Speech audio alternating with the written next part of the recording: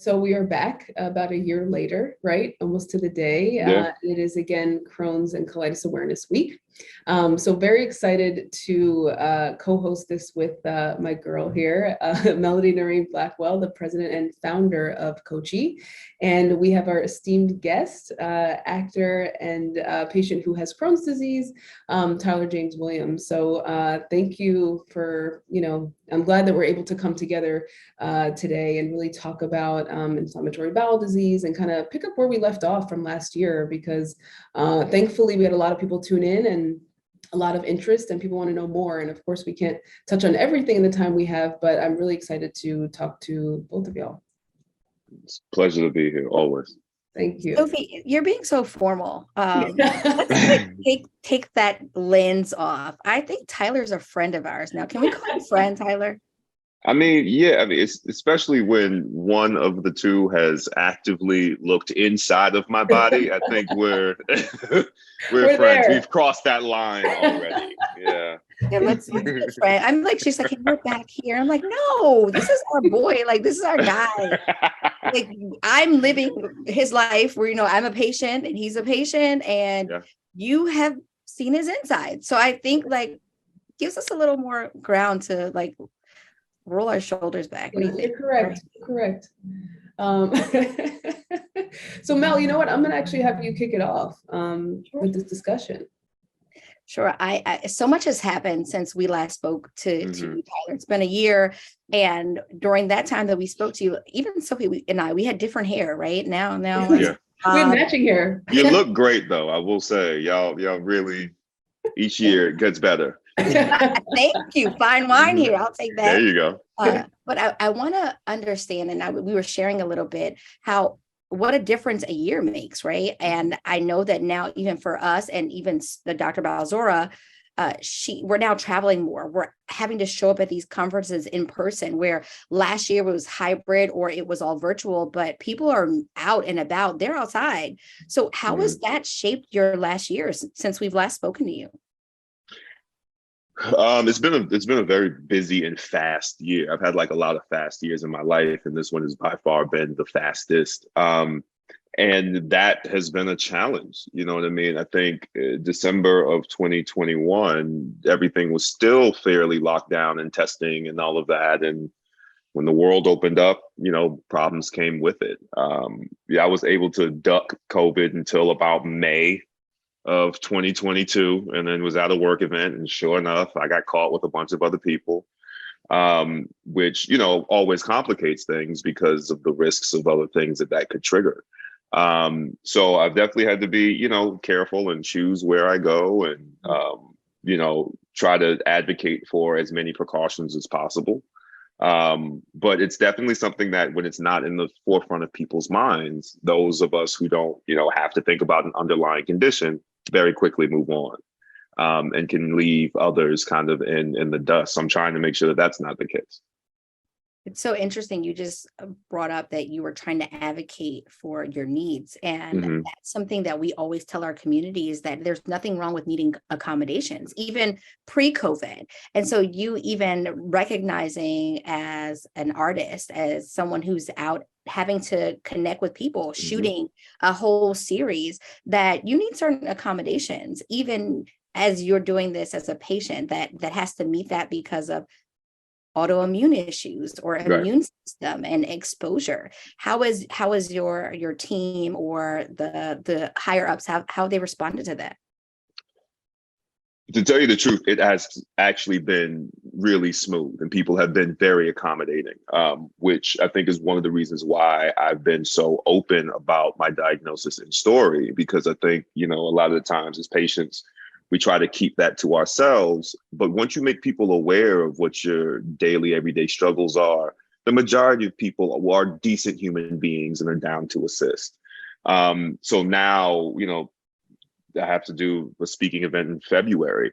And my agent now is asking them what their protocols are, and then asking me what I'm comfortable of, and they're getting ahead of it for me, which is really nice. And even those who are working on set, as we're each production has its different mandates, I do actively see them take into consideration that, we have somebody on our cast who has autoimmune issues.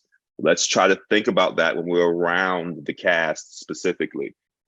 So it's nice. And it does show that when you ask for help and assistance, more than likely people will assist.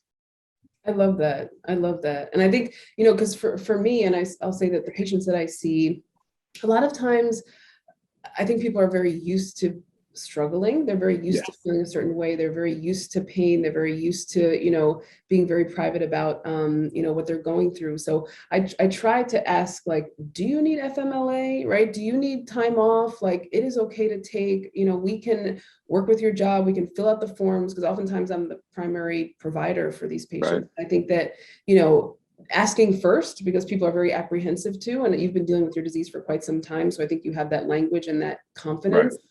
But I think especially when people are first diagnosed, it's really helpful. And this is mostly like a kind of a message to people who care for those with inflammatory bowel disease in the professional space, that a lot of people don't even know to ask or think to ask, and know that those accommodations are available. And unfortunately for some people, this really is, a disability, especially when they're not in remission. And so it's just important for us as providers and physicians to just kind of take that initiative and ask the patient, like, what do you need? How can we help facilitate? How can we help advocate for you? Dr. Balzara, you just hit the nail right on the head. People don't know that accommodations are even out there. And all it is, you too, Tyler, when you said it, it's teaching people how to support you, not treat you, but to support you, because there's a different way. Treating is about how they're, the response to actions, but support is actually getting ahead of it so that when you get there, you can be the best version of yourselves, because you're not concerned or worried or scared. And when people know that you need these kinds of support tools, they're all the more accommodating. Yep. 100%. 100%. I noticed even at the top of this year before we started production, because, going into this production, it's been fairly well publicized. I'm a patient that even our production studio decided to call to my GI out here in LA and be like, so where's he at? How are we feeling? Like, what's going on? That's and major. It's like, that's huge, because one, to have the commitment to somebody on your staff who has this, to then want to check in with their physician and see how they are, to see what's the best way to schedule and plan and handle. I know it's definitely a position of privilege, but I would like to see that, get spread across the board as a way to assist, because then we can do our job at our best as well. Yep. Oh, they are definitely on your team. That is a major win, especially when it has been so taboo and people in Hollywood still don't know all of those who are managing this kind of chronic condition. I know since I have come out, I've had more people come up to me who are just quietly dealing with it and trying to figure out and still aren't comfortable yet with talking about it. I always say, especially working in the TV space, that a good way to judge what's happening in the world is to look at who they're being advertised to. And when I was seeing Crohn's and colitis medications being advertised on CNN, it was like, there's more of us than people would like to talk about. Yeah. That's a wide audience. And that's, eventually, hopefully people can be more verbal about it. But they have taken in solace in those who can be, and who can talk about it, and who can show that you can be okay. You can be all right. You'll figure out how to manage it. But there's more of us than more would like to talk about. Yeah. I mean, we just have to get rid of that ick factor, I just think that there's so much, and you guys speak to this more than I can, but there's just so much stigma around. I'm just so used to talking about bowel habits and everything. And even when people come to me knowing they're seeing a gastroenterologist, they're still apprehensive to like say certain words, right? And I just feel like we have to get more comfortable with it. And I think, I don't know if you did this intentionally, Tyler, but I feel like, when I see people like you, you're clearly an advocate. And sometimes when I think about people that I talk to who have inflammatory bowel disease or other conditions like colon cancer, something like that, sometimes people don't necessarily want to be called an advocate or labeled a warrior or something like that. But just as you said, I mean, people coming up to you and saying, I'm suffering from this too, or I also have an autoimmune disease, even more generalizable, that you have to deal with those issues with being immunosuppressed. that is so helpful to people. I mean, it's so, it empowers them. And so, I really thank you for that. And again, I'm not sure if that was something you had planned, but either way, that's what it is now. But that advocacy is, it's gold, really.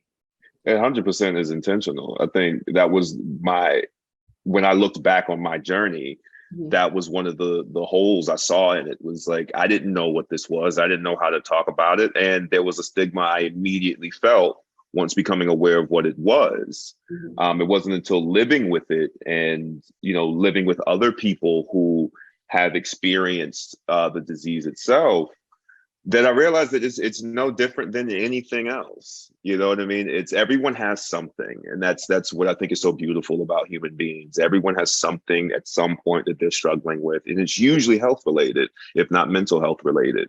None of them deserve stigmas. Right. You've got yours, I've got mine. They may be different, but it's all within the human body. And if we can normalize thriving in the midst of disease, then we can have more people talking about it, and then we can get further ahead in this discussion. You are preaching today. Okay, I was about to say, pass the offering plate. Pass it on over. Those are really, those are true words. Because that's the thing. It's like, yes, it's inflammatory bowel disease. Yes, we're talking about bowel habits, but ultimately, a lot of these things, there's connections, right? Yeah. There's a lot of connections between other chronic diseases, or other just situations people are going through, right? That they're kind of navigating through, and a lot of times do it either siloed or in silence or in the shadows. And, the more we talk about these things, honestly, and, the better off I think we're all going to be, really. 100%, because it is manageable. And I think much like we saw with the PR work that was done in the midst of the AIDS crisis, the more people who spoke about it, the less of a stigma there was, the more the education there was, the easier it was to control. Yeah. That's the pattern. You have to start with talking first, though. The minute people can look at you and go, oh, I know that person, and they're fine, and they talk about it, and they're comfortable with it, so then maybe so can I, the faster we can move this along.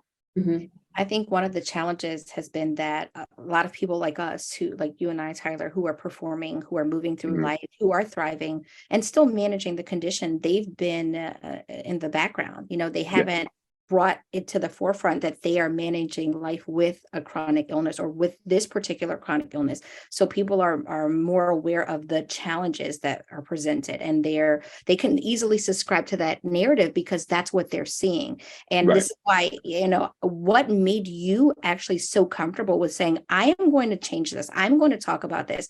Because I think you are one of the most influential IBD advocates of color who's out there, honestly. Definitely. Thank you.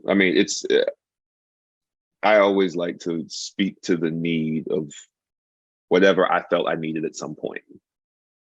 And I needed somebody who looked like me, who could talk about the issues that I had in a myriad of different places in my life. Right. If this is one of them, and there's somebody who needs that from me, then that's kind of my responsibility. And that's what makes, I think, dealing with disease not in vain. Right. As you're having the days that are hard and bad. Like one of my favorite things I love telling people is when they talk about projects or something I've done, then telling them the story of where the disease was behind it at that time. And they'd be like, oh, you'd never know. And I'm like, yeah, that's the point. That's the thing. I'm still performing. I'm still living. It's not completely handicapping my life, but that doesn't mean I'm not still dealing with something and that I need to take care of myself. And if I say that I need a break, then I need a break. If I say I need time, then I need time. If I say I'm in pain, I'm actually in pain. Right. So as they can see those parallels, hopefully it can, align with other people in their lives. I've gotten DMs from other patients, who are in different stages of their journey as well, saying that they saw an interview or they saw me talking about something, and it let them know that there was light at the end of the tunnel. Yes. Hopefully that can help people claw their way through when times we all know you need to literally claw your way through. Yes. Yes, it's so funny you're saying that, because Sophie and I were together at Good Morning America. And right before I went on there, I was in the bathroom. And right when I finished, I was in the bathroom. And that's, no one sees that, right? And Dr. Balzora saw that, and I said, wow, we've done so many things together, and the patient is patienting for sure at this moment. no, and I have story after the amount of times I've had to either one, be in the bathroom or just a bucket nearby throwing up. And then because Dr. Balzora saw when I came to her, it was most of the time bent over and I couldn't even stand up straight. Right. Most acting takes last about 60 seconds. And if I can just stand up straight for 60 seconds, that's all I need. And I can go right back to my head in that bucket and we'll be okay. And that's what it looks like sometimes. Physio melded. Yeah. Yes, that was it. I was like, okay, I need to be ready. And then that's how and then you do what you got to do and you leave. But that's what I think there's incredible amounts of strength in that. Yes. You know what I mean? I think some people would see that and hear that and immediately perceive it as a sign of weakness. But it's like, no, I know how to suck it up and bring it together. Yes. I know for sure I have a much higher pain threshold than most at this point. Because it gets you there. But it's a sign of strength. And I hope more people feel empowered by that. It's totally a sign of strength. And it's funny just hearing that, because I don't always have someone who can relate to those moments where like, I'm going to absorb everything that this is bringing to do what I need to do. And then I'm out. And so when I share those moments with Dr. Balzora, she's always so sad. And like, I just want this to go away for you. How do I fix this? I'm so sorry. And like, it's okay. You know, we learn to manage because we know that we're hanging our hinges on something greater.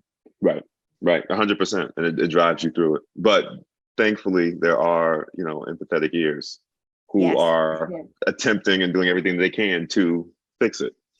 For sure. Yeah. And I mean, Mel, I feel like we've known each other forever, but our moments together in person are brief, unfortunately. So yesterday was, it's one of those things. I have a good number of friends who have inflammatory bowel disease. And so, you're seeing the friend side of things, and then you see the physician side of things, and, your mind kind of shifts. It's like, you're thinking as just a friend and you're like, yeah, I just want this to go away. Can we just have a cure, please, right now? So great. It's get in the lab. You're the doctor. Get in the lab. Behind it. Get it together. It'd be nice. I'm not saying that it wouldn't be. But honestly, it's like things like this, things that we're doing. Good Morning America yesterday. Your interview with Bustle, like what you have ahead and what you're doing, that brings so much awareness, and awareness brings dollars. Because that's ultimately that's true. That's what we need. I mean, it's like you need great minds, but you also unfortunately need, financial support in order to get those breakthroughs, right? In order to test those meds and those sorts of things. So that's why, we're just so grateful for this advocacy, because it really does make that impact, not only in bringing awareness, but also bringing financial support to what's necessary to kind of move the needle forward in research. So wonderful. I love that. Yeah. You spoke last year, Tyler, about being extremely regimented, and last year you were home more. I know that you can manage some of these dietary restrictions, opportunities. I try to steer away from diet, really, because I feel like as soon as we hear diet, we see prison bars in our head. It's like, diet, I'm behind bars. But I always say dietary opportunities, or just, we're putting these restrictions. But how are you doing it now? Because you are not in the house. No, very much so not in the house. It's had to adjust. Like all things, as life adjusts, you adjust with it. I've had to give myself more room for grace, you know what I mean? And really listen to my body differently. Every day is not going to be the same. It's particularly, as when we start to get run down. For Abbott season 2, I think for season 1, we did 13 episodes. For season 2, we're doing 22, which is a much longer run. So as I feel my body shifting and changing and needing different things, I have to shift and change with it and be flexible. So it's now less about routine and regimen and more about flexibility and listening. I think That's wonderful. And I know that works well with your meds too. Like as we're taking medication, we'll know.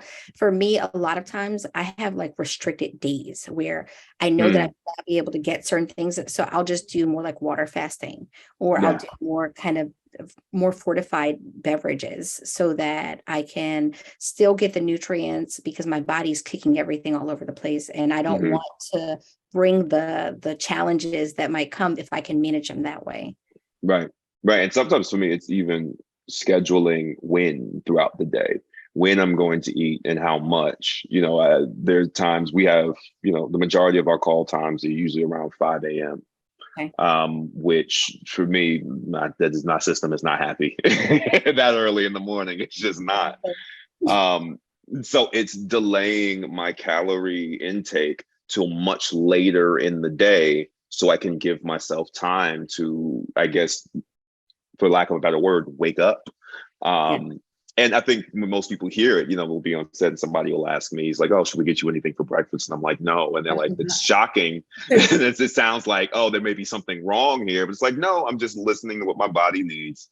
I'll Yes. get it later. And that's part of it as well. And sometimes it's not always traditional food. Sometimes it's going to be, like you said, a water beverage of some time. It's going to be a shake, maybe. That may be what it is today. It really depends on what the body is asking for.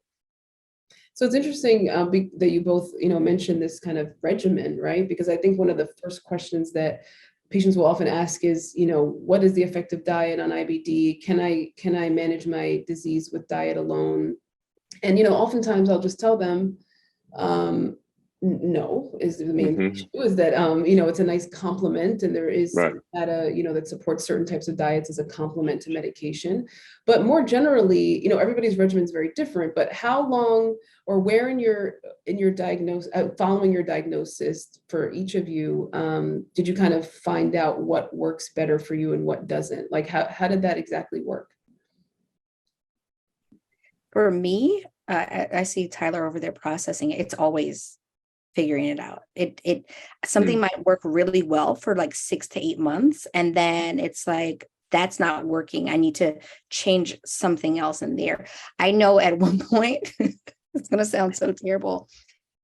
I needed to eat fried foods. Like I felt like whatever was in the grease and the flour, it would help to Mm. slow things down. So I would do fried chicken and I would do French fries, and it just worked. And then that started to make me sick. Mhm. And I didn't even want to eat that stuff. So it wasn't like, oh yeah, I'm craving it, I want to eat it. I just, when Mhm. I ate it, I felt like whatever it was doing to my body, it just Mhm. decreased the pain and Yeah. it slowed the system down. Mhm. Then there was another time where I was vegan, and that was great until it wasn't great, because then I was like I couldn't maintain any weight at all. Mm. And I couldn't leave the bathroom either. Mhm. So Right. weight loss and sleeping and living in the bathroom.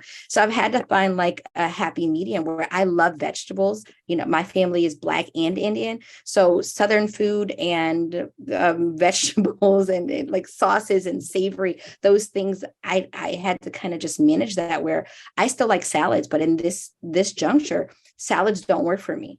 So Mm. I know when I eat a salad, because I love them, it's going to be a day or two where I'm going to stay home. So Mhm. I'll take the risk there. I'm not taking the risk when I'm traveling, or when Mhm. I'm having to present or speak or be in front of an audience, because that's going to challenge my ability to perform. So I listen, and I'm constantly in management. Brown rice is always safe for me, and cooked vegetables are always safe for me, and Mhm. potatoes, those are safe.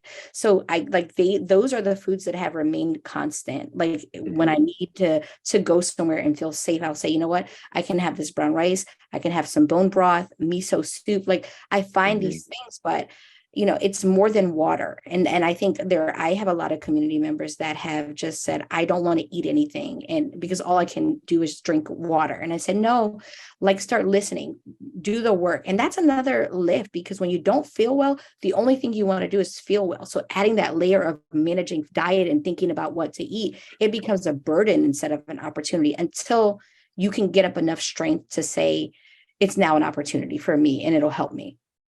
Mm. That's very interesting to hear, because I don't think I've ever heard anyone else's story with diet that specifically. in that way. And that's because there's so many things in there that I'm like, yeah, no, I remember that. Yeah, that also doesn't work. Yeah. I'm like, yeah, that's or something that does work. Wow. It took me about a year, maybe about a year and a half. About a year and a half, I think, because I was in such an acute phase. I think we kind of started by just stripping everything away, like take everything away and slowly try to add things in and see what worked. I think when I was coming out of, I think the third surgery was when I was like really underweight. So we just started with like a basic, it was like a protein juice box. It wasn't even like a shake at that time, where it was pretty much just water, but there was like some protein in there to kind of help with muscle mass. And we started right there, and that was fine, and that was good enough. Especially when you've been NPO for as long as I was, taking anything in is a win. And then it was really simple. Like to this day, rice will always be a go-to for me. Rice and a basic protein. That's it. I'm good. Like I can almost like depend on it. But things that never came back were things like coffee. I had every single time I will try to have a cup of coffee, it'll be about a week and a half before like I really reset. And that was a huge, hit to my lifestyle, because acting, I don't know if people know, acting call times are very early. It's like I'm usually up at about 4:30, 4:45. Wow. And just kind of had to learn to adjust to getting enough rest and having a process to get myself up and awake. Alcohol never came back. That was another one that just would everything would go inflamed. I could almost feel it as it traveled through my system. But it took a while, and sometimes it does. Sometimes I found, I think, a combination of things that I pretty much stick to, which is most of my diet will be a basic starch of some kind. Rice, potatoes are always the ones that work, and a basic protein. And sometimes I can feel if there's it can be a bit greasier, and other days, no, no, let's not do that today. But another big one for me is priming, at least what I feel like is priming my system, which is eating in order: broths, soups, juices first, to kind of get everything calm and ready to go beforehand.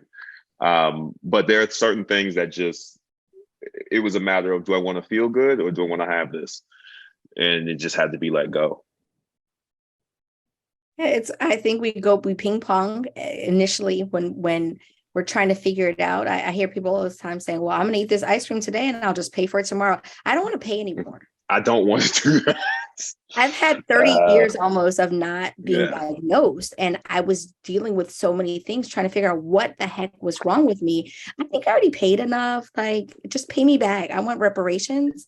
So because of that, I'm like, I don't really want to, like, I don't do dairy. No. I don't do dairy. And there's certain types of dairy I just can't do. Yes. And sometimes I can even look at it and I can feel it. I'm like, nah.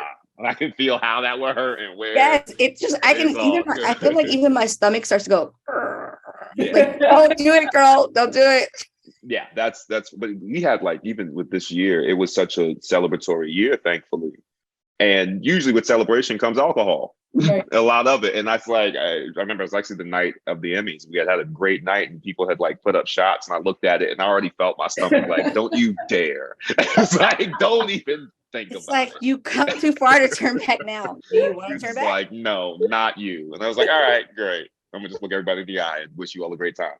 But that's part of it. Do you want to feel good or do you want to have this? Because it's usually one or the other. Right. Well, that gives us the opportunity to say congratulations, because we actually should have led with that. Oh. But yeah, I mean, just, we talk about what a difference a year makes, but it was, the show's coming out, you guys should watch, it's going to be cool. And then now, I mean, it is the show. Amazing. Right. Really just amazing. Thank you. It's really, it's been a blessing. It's been great. And I think, I'm so happy that Abbott hits in this part of my journey. Because now I can actually feel in control. I can feel healthy, because I've had other things that, that hit pretty big, but I hardly remember them because I spent so much of that time in pain. So I'm happy that this happened at this time now. I feel like I can enjoy it more, a lot more. Yeah, good point. That's very true. That's wonderful. We're very proud of you. Thank you. You're really Thank you. Tyler, he's Thank you. so great.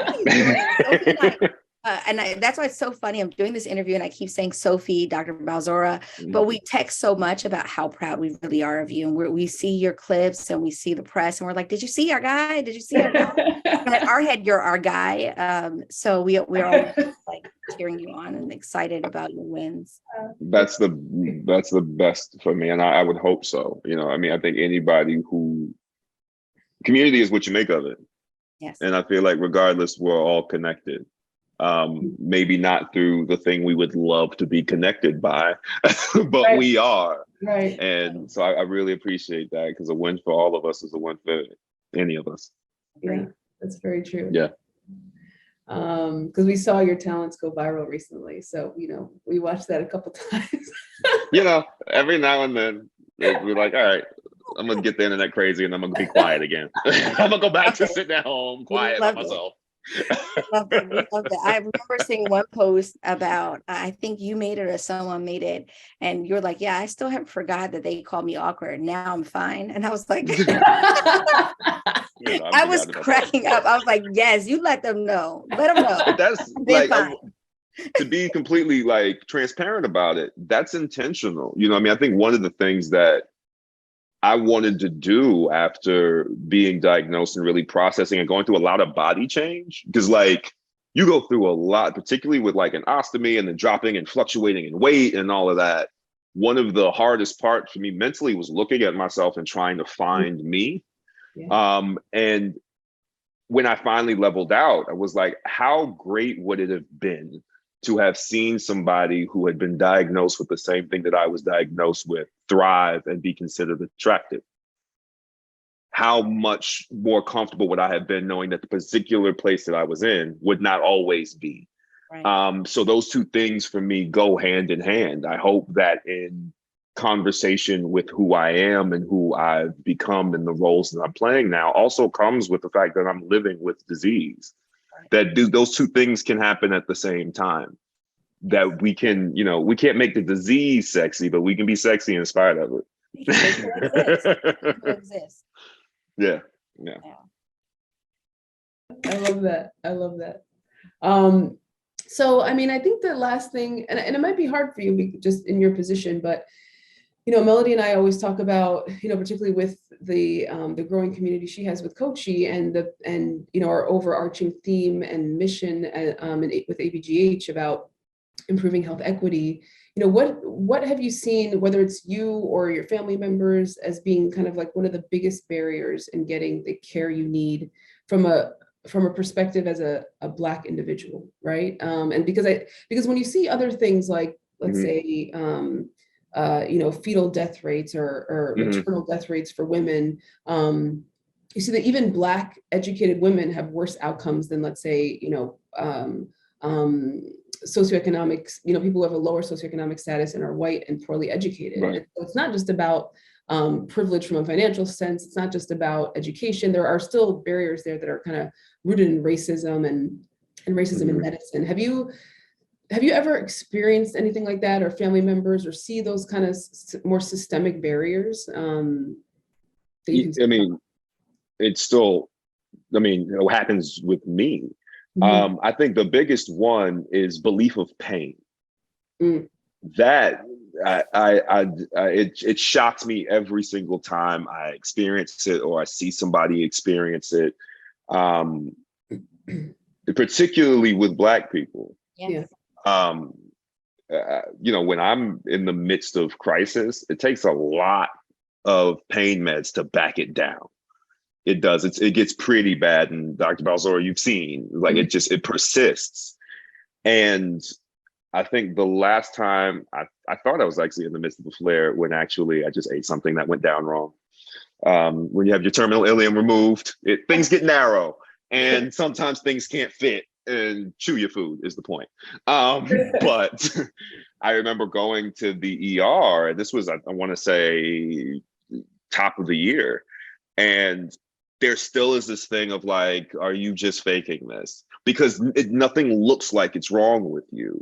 Mhm. And it's really hard to explain where the pain is. And I think, you know, even with family in the beginning, it's hard to diagnose because a lot of times people don't understand what you're trying to say or don't take it seriously. It's like, oh, it's indigestion, or maybe you need to, the amount of times I know of people who said, you just need to go vegan. It's like, it's literally not that.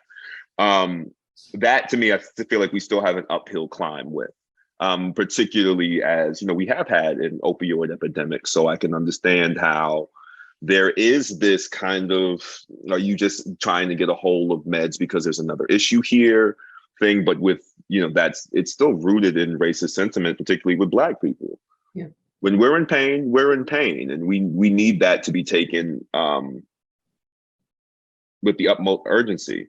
But I know if I experience it as somebody who has a fairly recognizable face, who's, you know, been here for a while and has had an image that was, you know, fairly clean, and I still can feel people trying to see if I'm just trying to get pain meds, then I know everybody else is definitely dealing with it as well. Mm. For I'm sure. glad you mentioned that. Definitely, that's rooted in racism. And when it comes to the pain of digestion, with physicians not often being well educated on the fact that IBD can be connected to any person, anyone can have these diseases.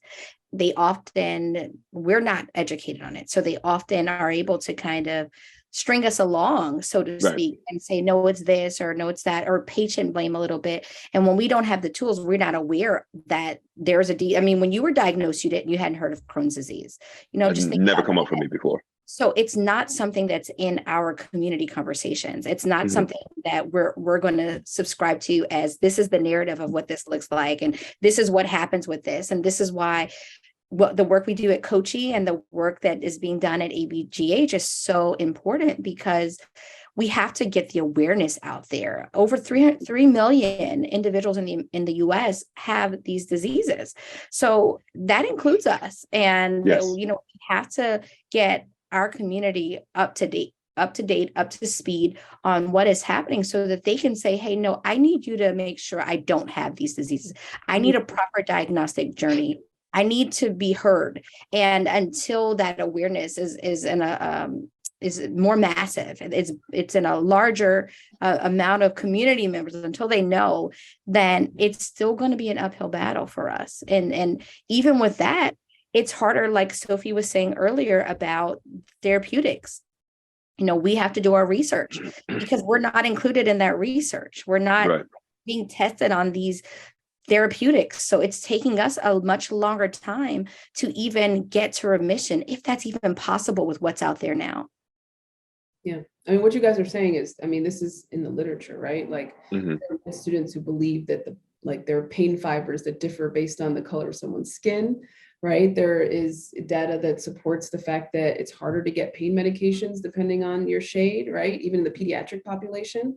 And so, yeah, I mean, it's horrible. I'm so glad that you touched upon that because people need to know about it. I mean, this is real. Like, you're talking about real experiences that are supported in medical journals. So yeah, and the fact that, like you said, if it's happening to you, that means it's happening to a lot of people. And then think about if they're undereducated or they don't have that, health literacy or what have you. So, so thank you both for bringing that up. So I think, I want to end on a positive note, as important as it is to bring that up. Yeah. So are there any final words to impart to those who will be watching, to those who are watching along with us, Tyler? Yeah, I think anytime I speak to anybody who has been recently diagnosed or have been dealing with it for a long time, the number one thing I always ask is, one, how are you doing? And don't just answer that to me, answer that to you, and be honest. Take your time and know that it will get better. It always does. I hope that people are being creative and are listening to their bodies and understanding that there's not just one path to you feeling good, and allowing yourself to be validated in that, and not be gaslit by what you're told should work. we can live, we can thrive, we can do it all. I think, you know, when I thrive, you thrive, and there's always hope. So I hope that people can feel that and can understand that, and we can at least feel some commonality with one another, that we're all working through the same shit. How do I say this? And I mean that quite literally. Right. Mel, anything to leave? Tyler said it. He said it all. We can do this. We can do this. We do hard things. And it's in the hard that we gain our fortitude and our resilience. We can do this. Yeah, I mean, we'll do this. We are doing this. Yeah, you are doing it, right? Yeah. Every day. For your, you know, for your vulnerability and for your honesty, and, you know, just telling a very intimate story, you know, for the benefit of others and the benefit of yourself. I think it is probably helpful and therapeutic in a way, but having this candid conversation and both of you just really letting others know what it's truly about is, you know, is really invaluable. So, yeah. Well, thank you for I think both of you for just hosting a platform for it. Because again, this is, as we all know, this would have been really helpful when I had no idea what this Crohn's word meant, to see. So thank you for doing that work on a consistent basis so that everybody doesn't have to experience that moving forward. Thank you so much for joining us in a conversation with COCCI, ABGH, and our friend Tyler James Williams. This has been for Crohn's and Colitis Awareness Week 2022. See you next year, Tyler, or before. Hopefully before. That's right. Bye-bye. Bye-bye.